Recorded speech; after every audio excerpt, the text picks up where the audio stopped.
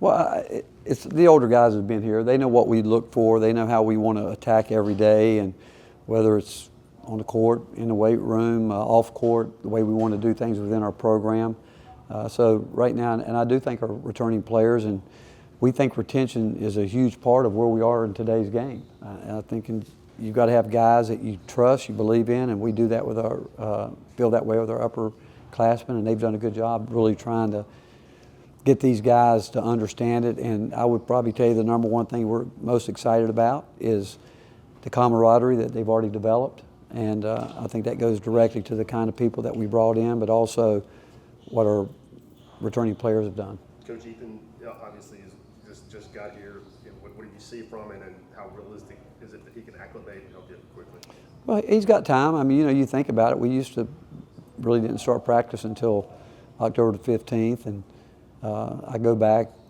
Santi got shoved into it right away, and it didn't take him long. But Ethan's older. He's been around. You can easily sense his maturity. You can see his conditioning is at a level that obviously somebody's just been here a week or so. I mean, he's really good there, and he'll pick it up quick. Because he's been around. He knows the game, and he simply said to me one night, his first night here, we'd had dinner, and he called me and he said, "Coach, you tell me exactly what I need to do to help this team, and I'll play that role." And he's mature enough to do that. What did you tell him? Well, there's a lot that he's going to have to do. That as time goes on, we'll figure it out, because we brought him here because we need his experience. There's no doubt he's got a mental toughness about him, physical toughness about him. He's not afraid to compete. He'll have to learn some rules that are different here in terms, maybe the biggest one being traveling, because they play a little bit different there in terms of looser with a travel violation. But up to this point, I think he's done a great job, along with Clarence. I mean, Clarence got here late. I think both of those guys have been tremendous. This season with Duke and Houston on the lineup early before conference play, is there a sense of urgency, or is there any, just for this team to be ready? And what's one word you would describe this year? Well, I think there's always a sense of urgency. I don't think you ever want to waste a day. I don't think you want to say, we can or make this game more important, but the urgency is always there. It's got to be there, and the fact that we play the exhibition games early, I wish we did more of them. I really do. I think it'd help all of us.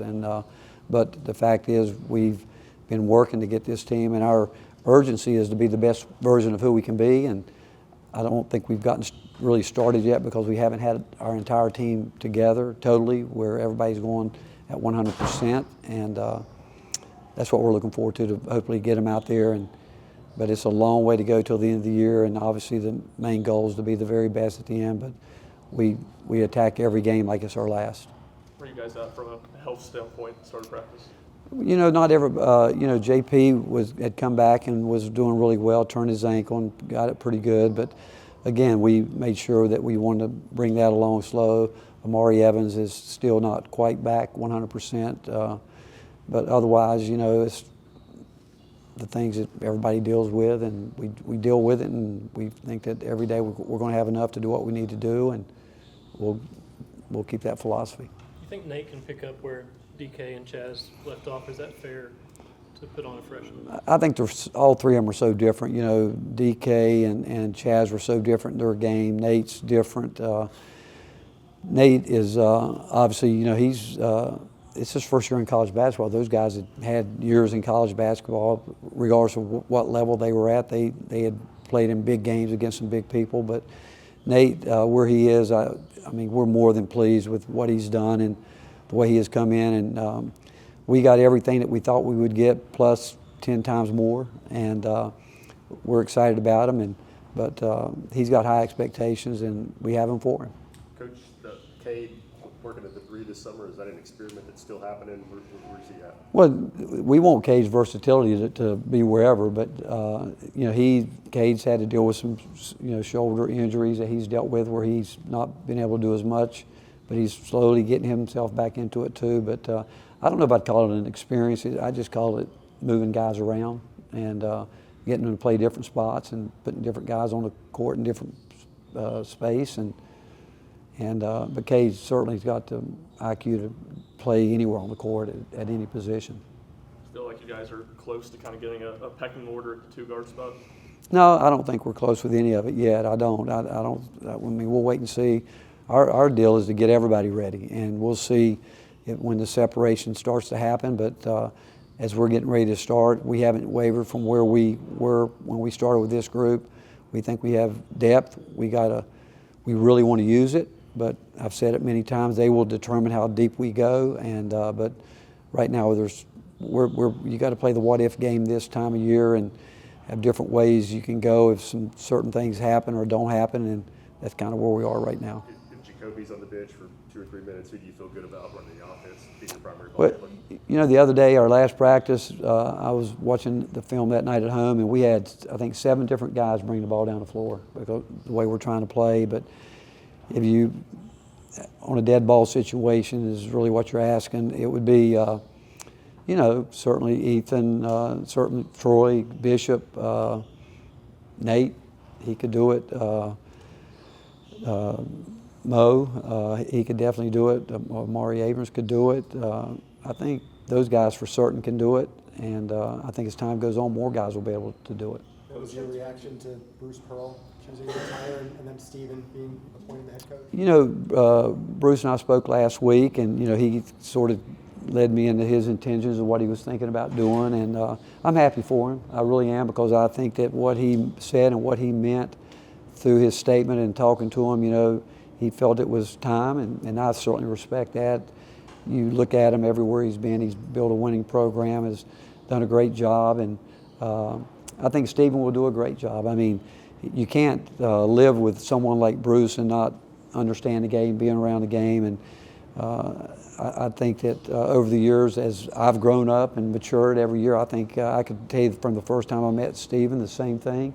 I would say that about all the coaches on my staff as I watch them grow, and I think Stephen has worked hard, and I think the fact that Auburn has given him this opportunity speaks volumes for what they think of him. And everyone knows, I mean, I know personally there's 3 guys on our staff right now without question, maybe even 4, maybe 5, that if given the opportunity to be the coach here today, I think would be ready because of how much we have them involved in our program. And I think that Bruce, obviously over the last couple of years, has probably didn't make any decisions in the program that he didn't sit down with Stephen and talk about. And I'm a Bowman on that staff, but this is something that I knew that he wanted, and I'm happy for him, happy for Stephen, and there's no doubt he's going to continue to do a great job. Coach, in terms of shaping an identity on the court, what have you seen from this year's team and how they may compare to teams of seasons past so far? You know, we don't. You know, we know how we want to play. We got the system that we believe in, and every year you tweak that system based on who you have, and players will make you change, and sometimes they make you add things that you might not have. They show you some things that might not be a part of your system that you say, we got to get this in here some way. We got to work it in, and but as a group right now, we're just really trying to figure out what all we need to do collectively to be the best group that we can be. And then I think roles change throughout the year. I think players can do that. But at this point in time, we're not preset, predetermined on anything other than getting better. And it's up to them to do that. It's up to them. You talk about separation at this position, that position. I've always said the players decide who's going to play. Their teammates know it. Everybody knows it. And that's what these next couple of weeks will continue to be about. And as we get closer, but I really do expect with this group as the season goes on, there's going to be a change in roles and all that. You spoke on some of that camaraderie you've seen from this group so far. Some of your players were wearing the checkered overalls at the football game. Did they try to get you in on that? No, they didn't. I wish I would have. I'd like to drop one strap. But I would have been like Nate. I would have worn the shirt. Okay, well, maybe not. Maybe not. You know, depends on if I lifted that week or not. Coach, Ethan said that he thought he might have a bit of a grace period before coming in here and getting yelled at, and that wasn't the case. What's just the standard that you hold these guys to, and they come in and learn, hey, things are different around here?